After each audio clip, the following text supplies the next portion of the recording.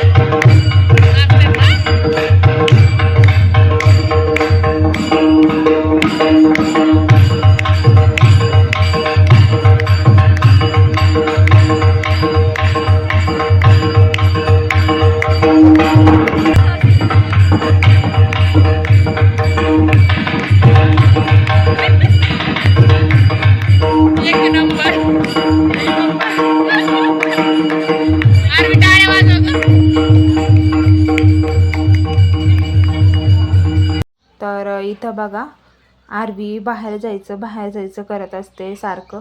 So मी तिला बाहेर जाण्यासाठी बघू शकता दरवाजा लॉक करून ठेवला आहे. पण तिचा इतका प्रेय येत ना की ती पार खुर्चीवर चढली आहे आणि खुर्चीवर चढून तिने दरवाजा उघडला आहे. म्हणजे आता काय म्हणायचं, कारण मला खूप त्रास देते ती. बाहेर जाणार, मला तिच्या मागे पळायचं, पण आता तिला एवढं पण कळायला लागले की आपण खुर्ची तोडून दरवाजा उघडू पण शकतो. खूप अवघड झालं रे बाबा. तुम्ही पण ध्यान लक्ष द्या. लहान मुलापासून सावध राहता तुम्ही. सो काय मग ह्या गोष्टी चालतच राहतात.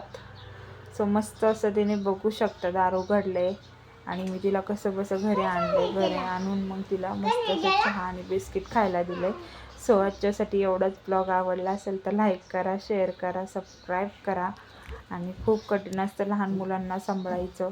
त्यांना खाणं पिणं घालणं खूप कठीण असतं. पण काय आई होणं एवढं सोपं नसतं.